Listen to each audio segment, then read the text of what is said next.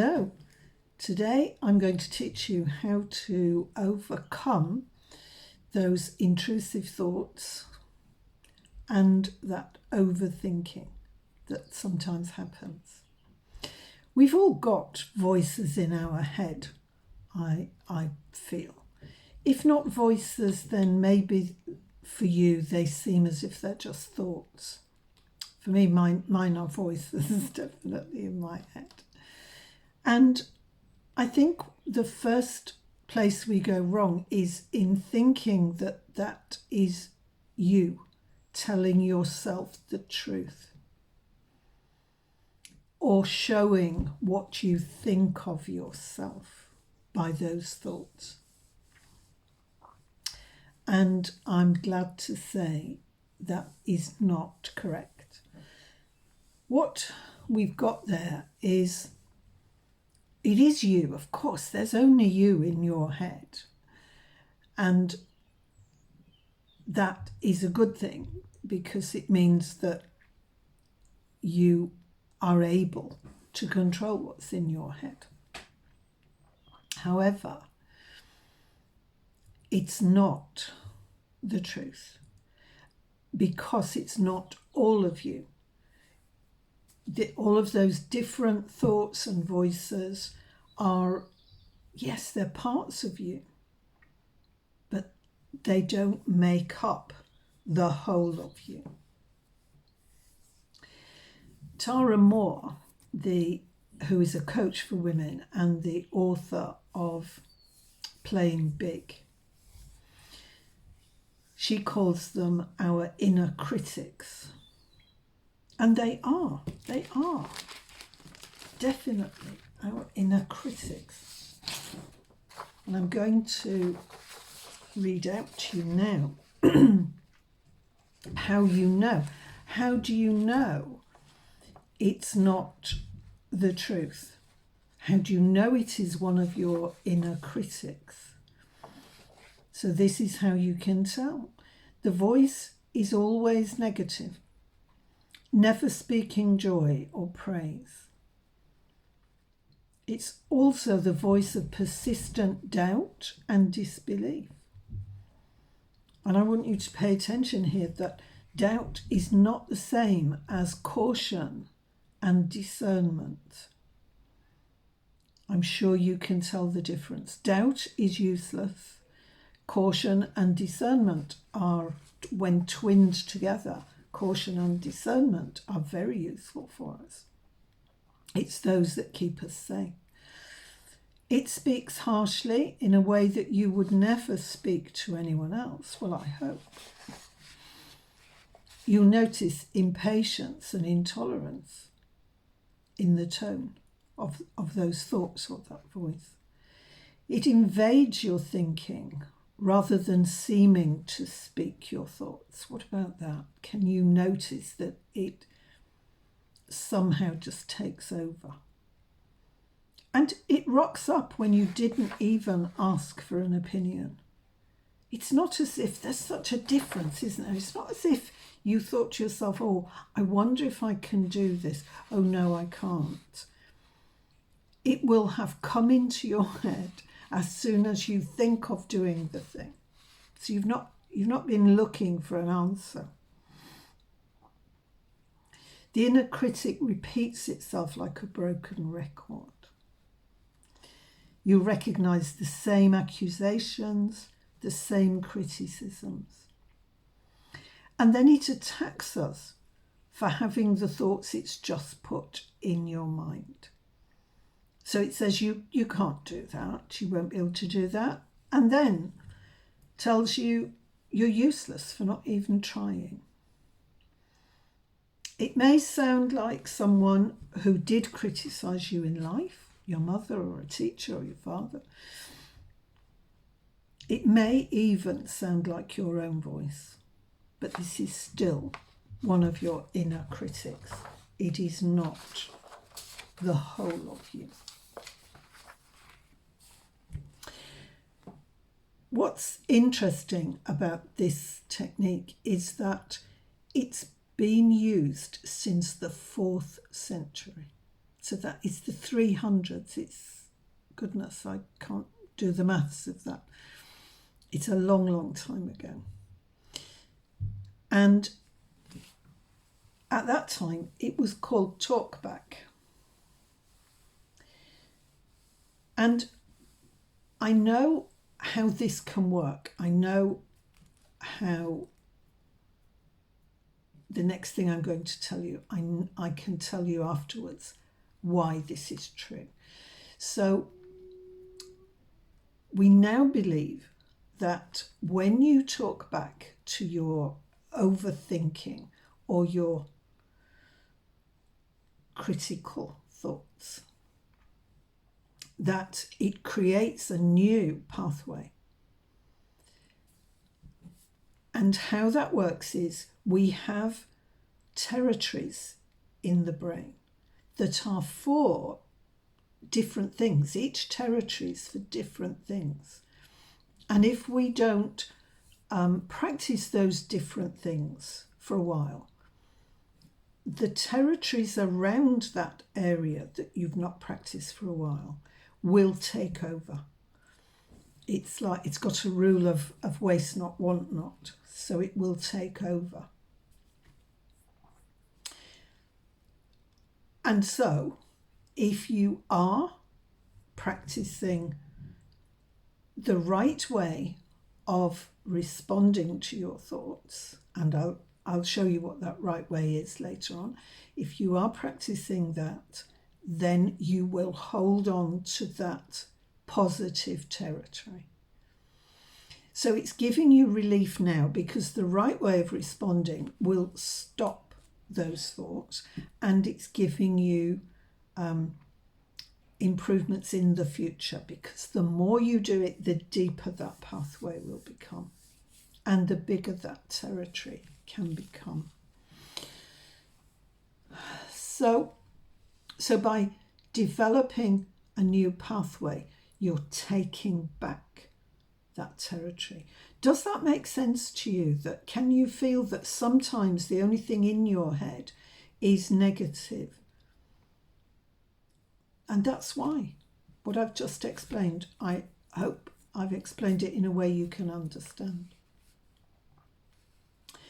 And if you give in, just as it said in that list at the end of that, near the end of that list, if you give in and you think, oh no, I can't do it, then not only are you not getting back territory and creating a pathway, a positive pathway, but you're going to be blamed for giving in the next day.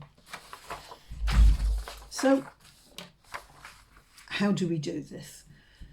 First of all, I'd like you to analyse those thoughts or voices that come into your head regularly. And I've got another list to give you a starting point. You might find others that are not on this list as well. So these are thoughts of self-criticism, fears, worries, bullying of yourself, being abusive to yourself, putting yourself down, limiting your abilities, needing to please people, perfectionism,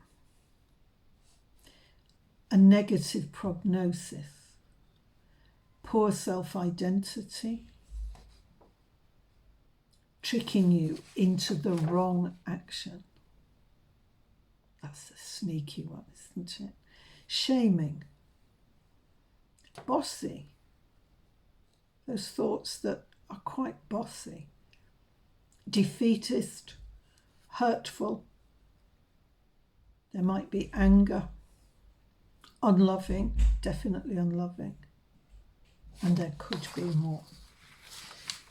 So when you've analysed your thoughts and you've got them all, write them down in a list like that. Then you'll be able to cluster them together, because they won't all be coming. That is a list of, I don't know, about 20. it doesn't mean you've got 20 different parts of you, because these are parts of you. It doesn't mean you've got 20 different parts. No, you'll have a few parts. And so now we can see that some of those types of thoughts can bunch together. You can cluster them together. So, for example, the defeatist is probably coming from the same part as your fears and worries come from. So we've got 3 there that could be clustered together. Negative prognosis as well. That's going to be from that part as well. So when you've clustered them into different parts of you, then you can name those parts. You can name them. It's important to name them in a way that tells you immediately they are not telling you the truth. They are not speaking truth. So, for example, Tara Moore has one called Perfectionista. And that's whenever the perfectionist in her, the part of her that says you're no good, that says you won't be able to do this, she will say to herself, Perfectionista has turned up. And that shows you right away. We know that no one is perfect. Of course, no one is perfect. So as soon as you notice the name you've given and you say, this is who it is that's saying this to me, then you know that immediately that you don't have to pay attention to that. And this is really important. You can give them the name of, they could be given names like that represent what they're all about. You could give them the names of characters that seem to be characters from a book. So that would be like Professor Catastrophe might be. He sounds like he's from a book, doesn't he? Or Mr. Grumpy from one of the Mr. Men, maybe. I suppose he is a Mr. Man, his name, Mr. Grumpy.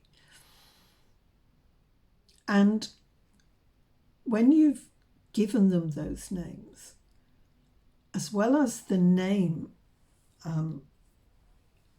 showing you that these are not really to be listened to, they're not truthful, you can use a different voice for them.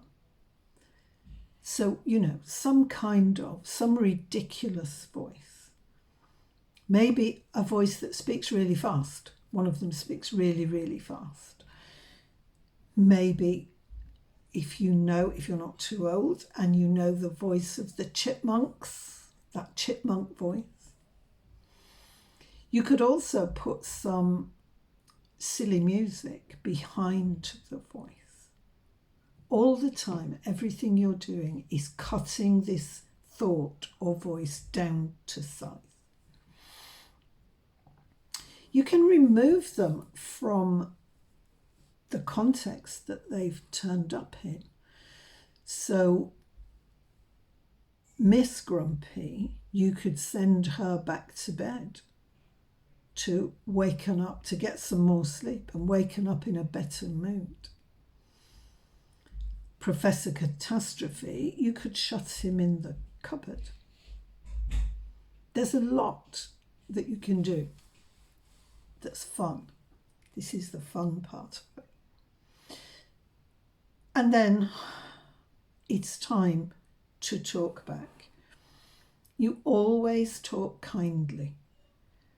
There's no need to argue with them. There's no need to treat them as the enemy. They cannot be your enemy. They are parts of you. They are confused and mistaken parts of you.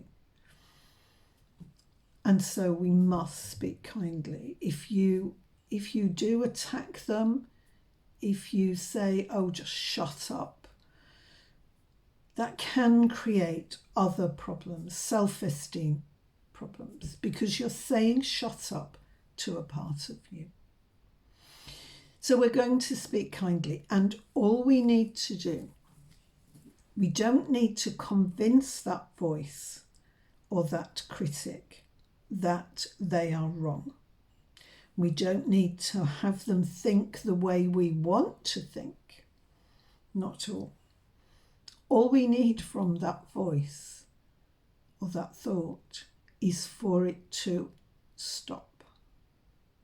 Isn't that the truth? That's all we need, is for it to stop. And it will stop when you've said something to it that it has got no comeback for. That's when it will stop. So we're looking for something that it's got nothing to say back to. And when it says, these are very often, aren't they, what if? They're what if thoughts often. What if? But what if the plane crashes? What if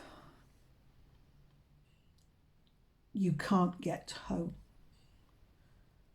What if you make a mistake? Well, those are so easy to answer.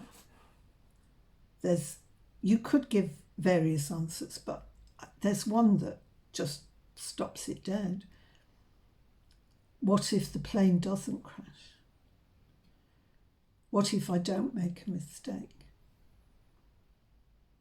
What if I can get home with no problems?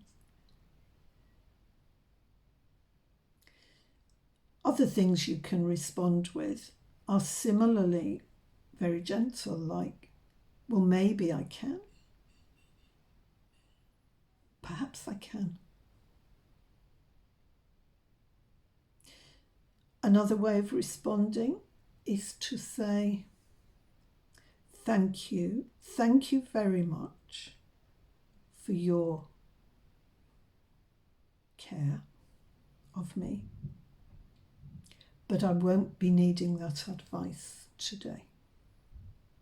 That's a nice one. So,